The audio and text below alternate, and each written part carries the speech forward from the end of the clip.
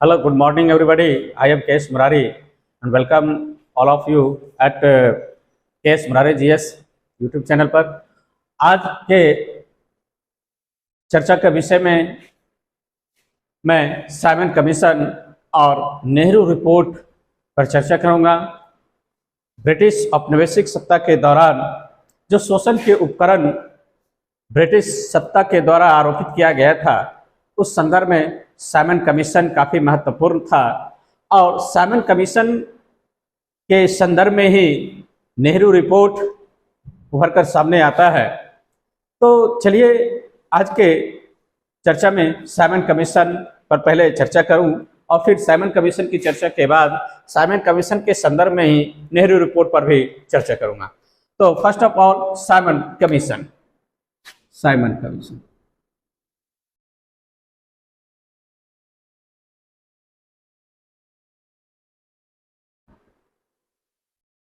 Simon आयोग commission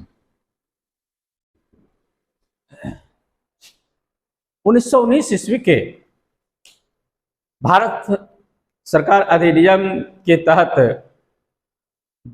उस act में 10 वर्षों पर उस कानून की समीक्षा का प्रावधान था। 1919 ईस्वी का जो मॉन्टेग्यू चेम्सफोर्ड रिफॉर्म था, उसमें एक विशेष प्रावधान था कि इस अधिनियम का अगले 10 वर्ष के बाद जो है सो इसमें समीक्षा किया जाएगा।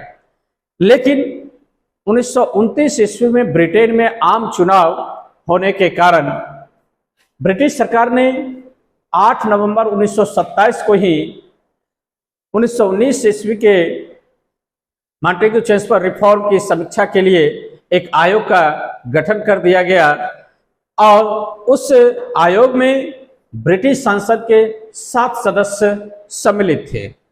उस आयोग में जो ब्रिटिश संसद के 7 सदस्य शामिल थे, उसमें हाउस ऑफ कॉमन्स में लिबरल पार्टी के साइमन को अध्यक्ष बनाया गया और चूंकि उस कमेटी के अध्यक्ष साइमन थे, इसीलिए उस आयोग को साइमन आयोग या फिर साइमन कमीशन कहा गया। तो हाउस ऑफ लॉर्ड्स में कंजर्वेटिव पार्टी और हाउस ऑफ कॉमन्स में भी लिबरल पार्टी के सदस्यों को मिलाकर 7 सदस्यीय एक कमीशन का गठन किया गया, जो साइमन कमीशन। इसमें साइमन कमीशन अध्यक्ष था। अध्यक्ष Simon commission, sorry Simon Simon Simon ये उस आयोग का अध्यक्ष था जो समीक्षा करने के लिए गठित किया गया था। और इस साइमन के अलावे जो अन्य सदस्य थे, अन्य सदस्य, उसकी संख्या 7 थी, सॉरी 6 अन्य सदस्य थे और एक साइमन, यानी कुल मिलाकर 7 सदस्यीय साइमन आयोग का गठन 1927 ईस्वी में कर दिया गया था। इसमें जिन जिन सदस्यों को शामिल किया गया था, उसमें बॉथम,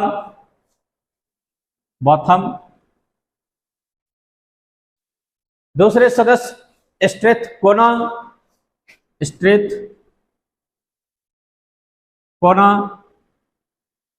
तीसरे सदस्य के रूप में लेनफैक्स,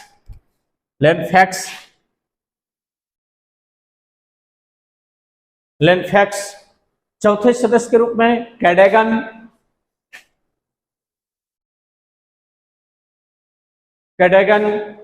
पांचवें सदस्य के रूप में क्लेमेंट एटली,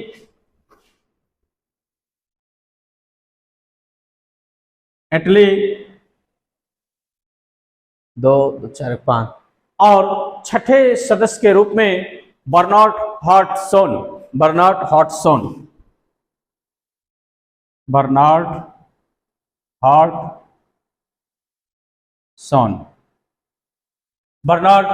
हॉडसन, ये 6 सदस्य साइमन आयोग में थे और एक अध्यक्ष साइमन था। इसलिए कभी कभी यह प्रश्न या कभी कभी चर्चा के विषय उठ जाता है, साइमन आयोग में कितने सदस्य थे, तो अध्यक्ष सहित 7 सदस्य थे, जिसमें अध्यक्ष साइमन, उसके अलावा जो सदस्य थे 6 सदस्य जो थे, Botham, Strathcona, Lane-Fox, Cadogan, Clement Attlee and Bernard Hartshorn, ये 6 सदस्य साइमन कमीशन के थे और एक अध्यक्ष थे। कमीशन के सभी सदस्य यूरोपीय थे। ये सारे नाम सही देखने को लगा रहा, सभी सदस्य यूरोपीय थे।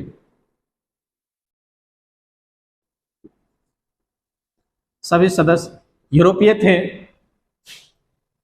और भारत में इस आयोग का विरोध का यही एकमात्र महत्वपूर्ण कारण था कि साइमन कमीशन के सभी सदस्य यूरोपीय थे, एक भी सदस्य उसमें भारतीय नहीं थे, क्योंकि भारत की स्थिति के बारे में चर्चा करना था। भारत की जो दुरा स्थिति बन गई थी, या भारत में संविधान ये 1919 का जो मॉन्टेग्यू चेम्सफोर्ड रिपोर्ट के बाद क्या सुधार हुआ या फिर क्या परिवर्तन, उस संदर्भ में समीक्षा करना था, लेकिन भारत का एक भी सदस्य उसमें शामिल नहीं था, जिस कारण से भारतीय लोगों ने, भारतीय नेताओं ने इस साइमन कमीशन का विरोध किया। प्रश्न यदि कभी आपसे कोई पूछते कि साइमन आयोग का भारतीयों ने विरोध क्यों किया, तो विरोध करने का एकमात्र महत्वपूर्ण कारण था कि इसके सभी सदस्य यूरोपीय थे, एक भी सदस्य भारतीय नहीं थे।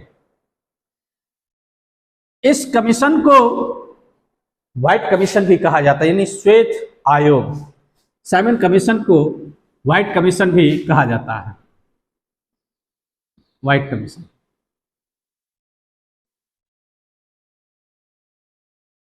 व्हाइट कमीशन भी कहा जाता है, यानी श्वेत आयोग।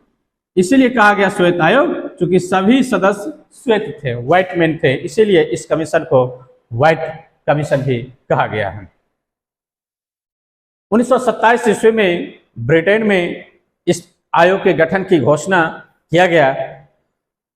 3 फरवरी 1928 ईस्वी को साइमन कमीशन बम्बई पहुंचा और उस दिन देश में व्यापक आम हड़ताल की घोषणा भारतीय नेताओं ने किया था। तो साइमन कमीशन जो भारत पहुंचा वह 3 फरवरी 1928 ईस्वी को साइमन कमीशन भारत पहुंचा 3 फरवरी 1928। साइमन कमीशन का गठन 1927 में, लेकिन भारत पहुंचा 1928 ईस्वी में, और भारत जो पहुंचा वो सबसे पहले बम्बई पहुंचा। बम्बई गेटवे ऑफ इंडिया वहां था।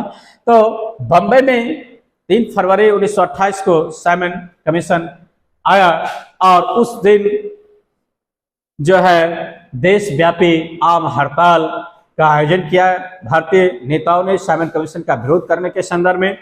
और उसी समय साइमन गो बैक का नारा दिया गया और उस नारे के साथ कई जगहों पर जुलूस निकाला गया। तो साइमन वापस जाओ का नारा इसी का विरोध करते हैं, साइमन वापस जाओ,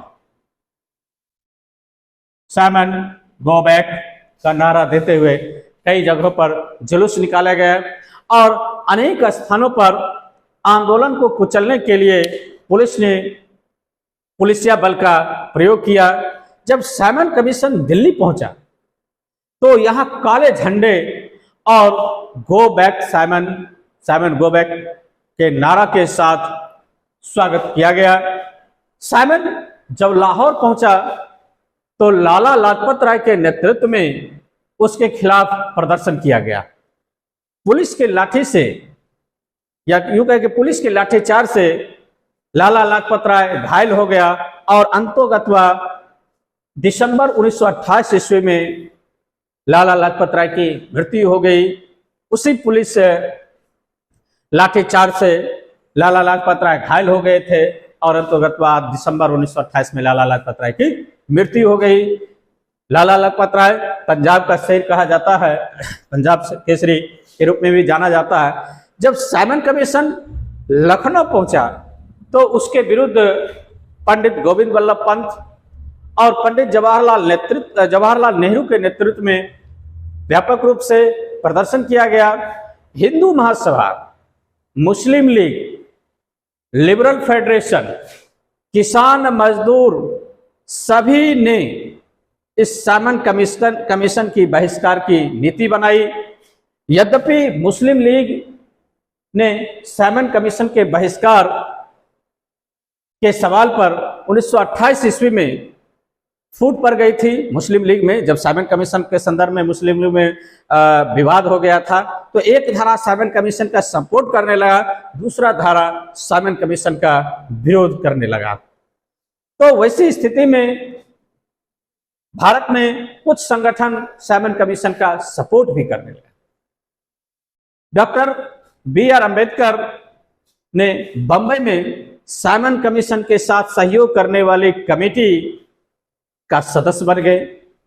1928 ईस्वी तथा 1929 ईस्वी में साइमन कमीशन 2 बार भारत आए। कहने का मतलब कि 1928 ईस्वी से 1929 ईस्वी के दौरान साइमन कमीशन 2 बार भारत आया, यानी भारत का दौरा किया, और कमीशन 27 मई 1930 को अपनी रिपोर्ट प्रस्तुत की। साइमन कमीशन का रिपोर्ट 27 मई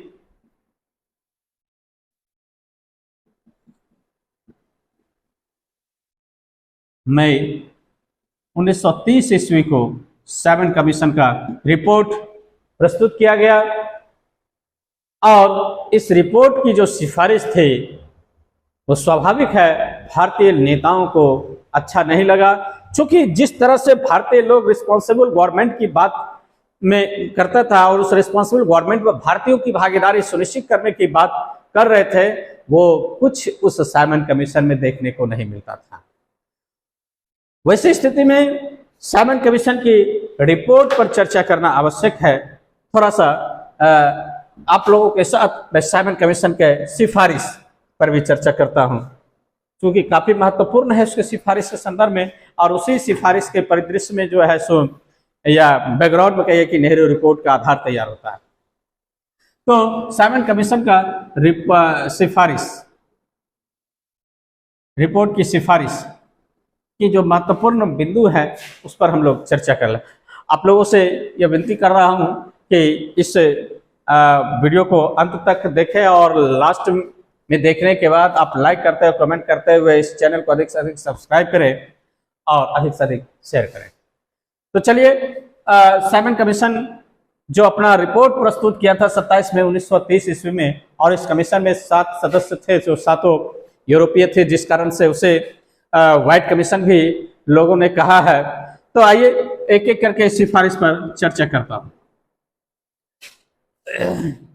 सबसे पहला कि केंद्र में भारतीयों को कोई भी उत्तरदायित्व प्रदान नहीं किया जाएगा, यानी केंद्र में भारत के किसी भी सदस्य को कोई उत्तरदायित्व, कोई रिस्पांस नहीं प्रदान किया गया, नंबर 1। नंबर 2 कि 1919 ईस्वी के भारत सरकार अधिनियम, जो मॉन्टेग्यू चेम्सफोर्ड रिफॉर्म कहा भी जाता है, तो 1919 ईस्वी के भारत सरकार अधिनियम के तहत लागू की गई द्वैध व्यवस्था, यानी द्वैध शासन व्यवस्था को समाप्त कर और उत्तरदायी शासन की स्थापना पर बल दिया गया।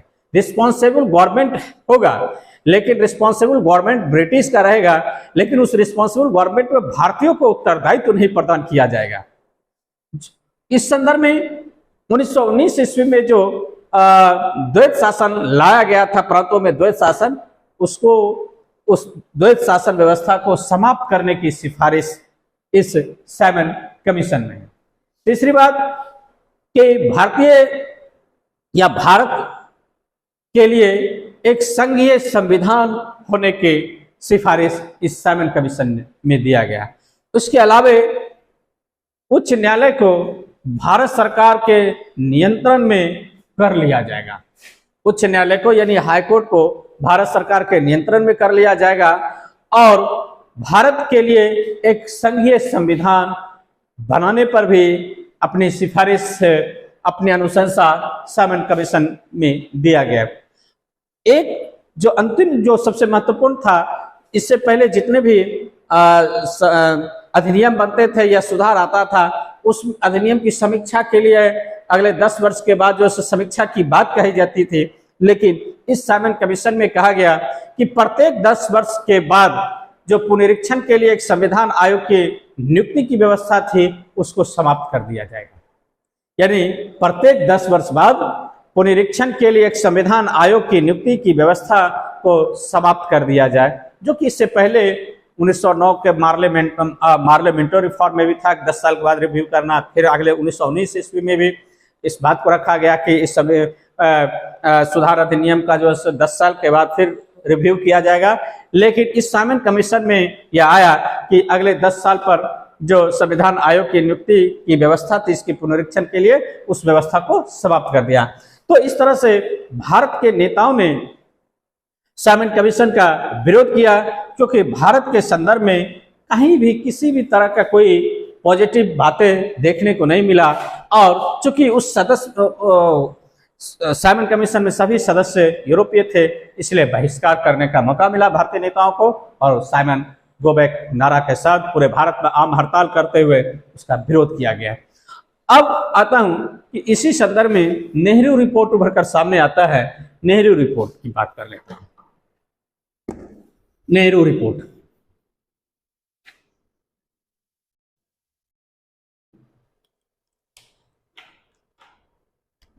नेहरू रिपोर्ट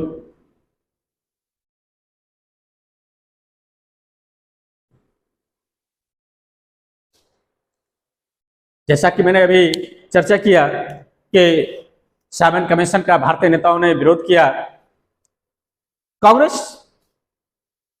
ने जब साइमन कमीशन का बहिष्कार करने का आह्वान किया, तब तत्कालीन भारत सचिव लॉर्ड बर्कनहेड हुआ करता था, और लॉर्ड बर्कनहेड ने 24 नवंबर 1927 को भारतीयों के सामने चुनौती रखा, और चुनौती रखा कि यदि आप लोग हमारे साइमन का बहिष्कार कर रहे हैं, विरोध कर रहे हैं, तो आप में यदि एकता है और आप में उतनी बुद्धिजीविता है, तो आप एक सामूहिक रूप से या एक मत होकर एक संविधान का प्रस्ताव तैयार करें। तो बर्कनहेड ने 24 नवंबर 1927 को भारतीयों के सामने यह चुनौती रखी कि एक ऐसे संविधान का निर्माण कर ब्रिटिश संसद के समक्ष पेश करे जिसे सभी दलों का समर्थन व सहमति प्राप्त हो। यानी वह यह देखना चाहता था कि सभी भारतीय एक हैं या नहीं है, या कुछ हमारे साइमन का सपोर्ट भी कर रहे हैं। तो वो एक बहुत बड़ा चुनौती भारतीय नेताओं को प्रस्तुत किया था लॉर्ड बर्कनहेड ने। कांग्रेस ने उस चुनौती को स्वीकार किया, बर्कनहेड की चुनौती को स्वीकार किया। जो चुनौती कहा था कि यदि आप में हिम्मत है, आप में एकता है, आप में आम सहमति है, तो एक संयुक्त संविधान का प्रस्ताव ब्रिटिश संसद को प्रस्तुत करें। तो इसी संदर्भ में बर्कनहेड के चुनौती को कांग्रेस ने स्वीकार करते हुए और 28 फरवरी 1928 को दिल्ली में ऑल पार्टी मीटिंग बुलाया गया। यानी 1928 ईस्वी में दिल्ली में सर्वदलीय सम्मेलन बुलाया गया, और इसमें लगभग 29 संस्थाओं के सदस्यों ने भाग लिया। 29 संस्थाओं के सदस्यों ने भाग लिया, और 10 मई 1928 को डॉक्टर अंसारी की अध्यक्षता में बंबई में इसकी दोबारा बैठक हुई। पहली बैठक इस संयुक्त संविधान बनाने के संदर्भ में, पहली बैठक दिल्ली में ऑल पार्टी मीटिंग आयोजन किया गया। दूसरी बैठक 10 मई 1928 को जो है सो पहले 28 फरवरी 1928 को दिल्ली में, लिख देता हूं थोड़ा, 28 मई 1928 को दिल्ली में पहली बैठक हुई थी ऑल पार्टी मीटिंग में, और दूसरी बैठक जो है वो 10 मई 1928 को। 29 फरवरी था, 29 फरवरी, और ये 8 मई 1928 को मुंबई में, समय बंबई कहा जाता था, बंबई में दूसरी बैठक का आयोजन किया गया था और इस बैठक की अध्यक्षता अंसारी ने किया था, डॉक्टर अंसारी। इसकी दोबारा बैठक हुई जहां पर भारत के संविधान का प्रारूप तैयार करने के लिए 9 व्यक्तियों की एक कमेटी नियुक्त की गई। यानी इसी बैठक में, मुंबई की बैठक में, जो ऑल पार्टी मीटिंग हुई थी, मुंबई की बैठक में भारत के संविधान का प्रारूप तैयार करने के लिए, भारत का संविधान के प्रारूप को तैयार करने के लिए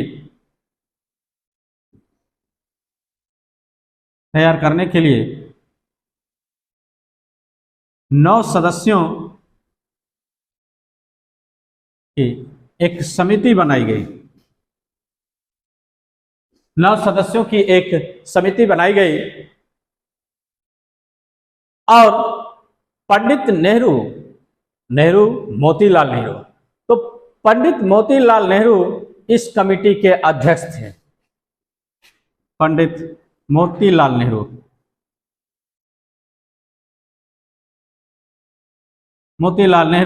इस 9 सदस्यीय समिति के अध्यक्ष थे, जो संविधान के प्रारूप को तैयार करने वाली कमेटी थी। और चूंकि मोतीलाल नेहरू इस कमेटी के अध्यक्ष है, इसलिए इस कमेटी ने जो रिपोर्ट तैयार किया उसे ही नेहरू रिपोर्ट कहा गया। मोतीलाल नेहरू के अध्यक्षता में जो समिति एक रिपोर्ट तैयार किया उसे ही नेहरू रिपोर्ट कहा गया है। इसमें अध्यक्ष के अलावे जो अन्य सदस्य थे, है ना, एक अध्यक्ष और 9 सदस्य था, तो अध्यक्ष मोतीलाल नेहरू हो गए और इसके जो सदस्य थे, अन्य सदस्य में नेहरू रिपोर्ट के लिए जो कमेटी बनी थी, उसमें जो अन्य सदस्य थे उसमें अली इमाम,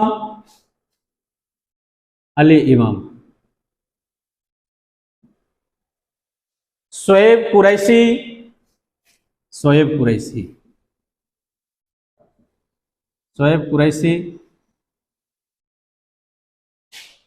MR जयकर,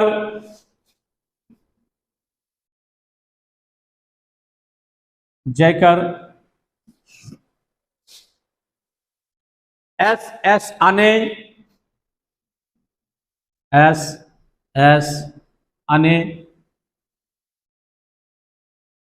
मंगल सिंह,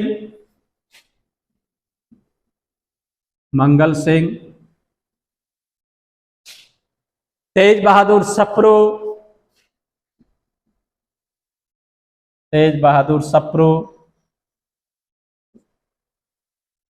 मंगल सिंह, तेज बहादुर सप्रू, NM जोशी,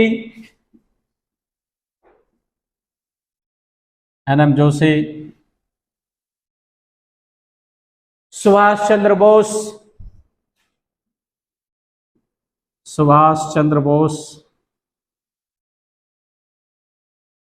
और जीपी प्रधान।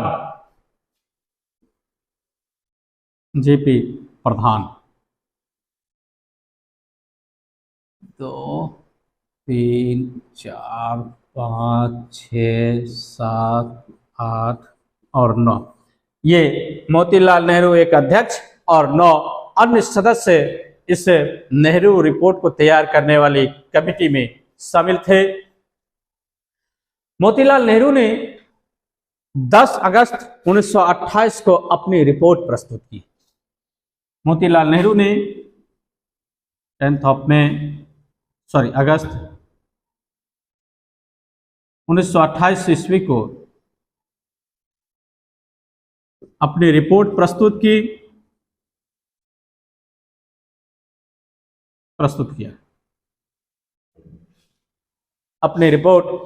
किया।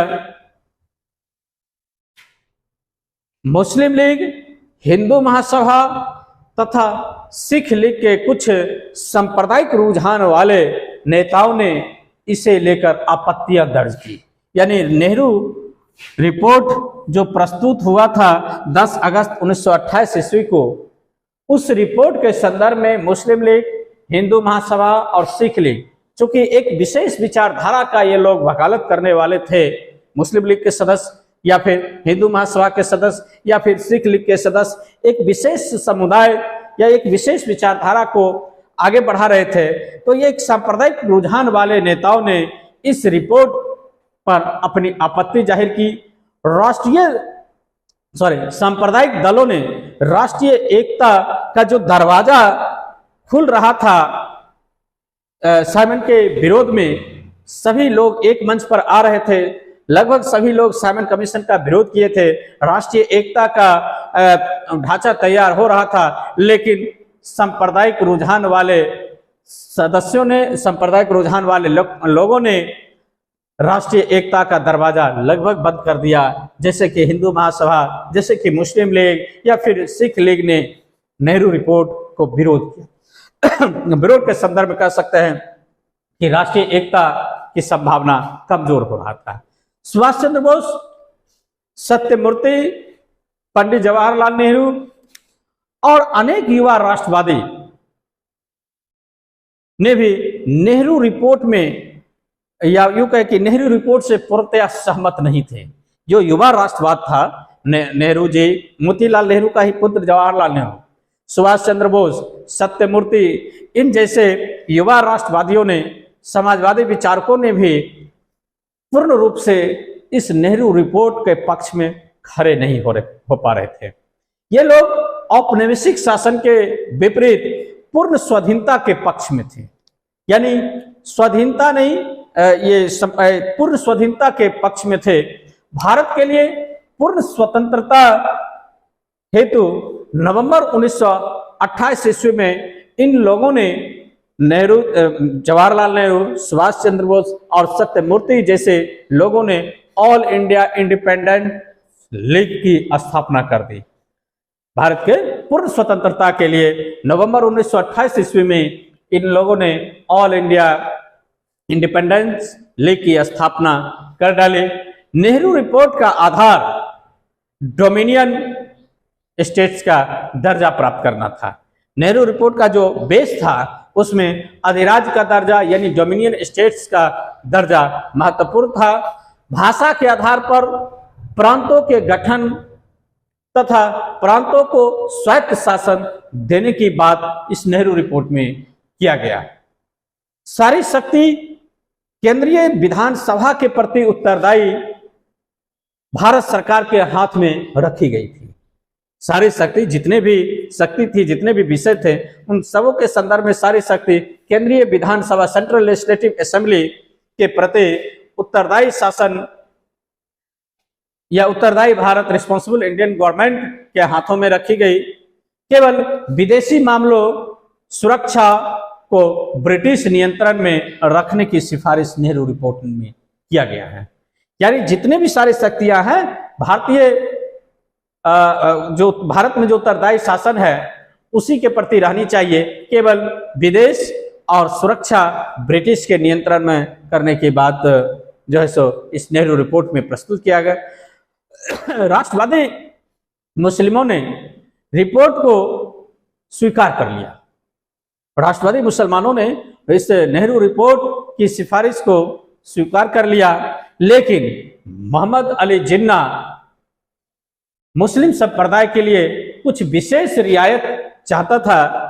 जिन्ना डॉक्टर मोहम्मद शफी के नेतृत्व वाले रिपोर्ट जो है विरोधी, मुस्लिम विरोधी गुट में सम्मिलित हो गए। जिन्ना अपनी स्थिति को सुदृढ़ करने के लिए अंत में मार्च 1929 में अपनी 14 सूत्री मांगे प्रस्तुत कर देता है। जिन्ना का जो 14 सूत्री मांगे है वह नेहरू रिपोर्ट के प्रतिरूप में है, उसी के काउंटर में है। तो वैसी स्थिति में भारतीयों में एकता का अभाव देखने को मिलता है। चूंकि बर्कनहेड ने संदर्भ पहले ही चुनौती प्रस्तुत कर दिया था, यदि आप साइमन कमीशन का बहिष्कार करेंगे तो आप लोगों में यदि उतनी हिम्मत है, एकता है, विश्वास है आपसे, तो आप एक संविधान का प्रारूप तैयार करके ब्रिटिश संसद को भेजे। जैसे ही भारतीय नेताओं ने बर्कनहेड की चुनौती को स्वीकार किया और चुनौती के संदर्भ में ही ऑल पार्टी मीटिंग का आयोजन करके जो सदस्य 9 और एक 10 सदस्यीय समिति जो नेहरू के नेतृत्व में तैयार किया गया था, और वो कमिटी जो अपनी रिपोर्ट प्रस्तुत किया था, उस रिपोर्ट को, जिसे नेहरू रिपोर्ट कहा गया, यहाँ कुछ सांप्रदायिक रुझान वाले व्यक्तियों ने, नेताओं ने, संघों ने विरोध कर दिया। और वैसी स्थिति में नेहरू रिपोर्ट उस समय ज्यादा प्रभावकारी भूमिका नहीं निभा पाया। यहाँ तक कि युवा राष्ट्रवादी ने भी पूर्ण स्वाधीनता, डोमिनियन स्टेट्स की जगह पूर्ण स्वाधीनता की बात करने लगा, जबकि नेहरू रिपोर्ट का बेस डोमिनियन स्टेट था, लेकिन युवा राष्ट्रवादी डोमिनियन स्टेट्स को छोड़कर पूर्ण स्वाधीनता की बात करने लगा। और इसी संदर्भ में 1929 ईस्वी में आप देखते हैं कि जब लाहौर में अधिवेशन होता है, तो उस लाहौर अधिवेशन की अध्यक्षता जो पंडित जवाहरलाल नेहरू ने किया, वह पूर्ण स्वाधीनता के प्रस्ताव को कांग्रेस ने अपने सम्मेलन में पारित करवा दिया। और उसी संदर्भ में आने वाले अगले 26 जनवरी 1930 को स्वाधीनता दिवस मनाने का निर्णय किया। और उसी संदर्भ में रावी नदी के किनारे लाहौर में जो अधिवेशन चल रहा था, रावी नदी के किनारे मध्य रात्रि में पहली बार राष्ट्रीय तिरंगा फहरा दिया गया। तो इन संदर्भों में हम लोग आज के चर्चा के विषय में साइमन कमीशन और साइमन कमीशन के रिपोर्ट के संदर्भ में ही साइमन कमीशन के संदर्भ में नेहरू रिपोर्ट पर चर्चा किया। और मैं समझता हूं कि आप लोग बारीकी से इस पर ध्यान दिए होंगे, और ध्यान दिए होंगे तो अच्छा लगा होगा, और अच्छा लगा होगा तो आज के इस साइमन कमीशन और नेहरू रिपोर्ट के एपिसोड को आपको लाइक करके कमेंट करें, और इस चैनल को अधिक से अधिक सब्सक्राइब करवा के इस लिंक को अधिक से अधिक शेयर करें। Thank you.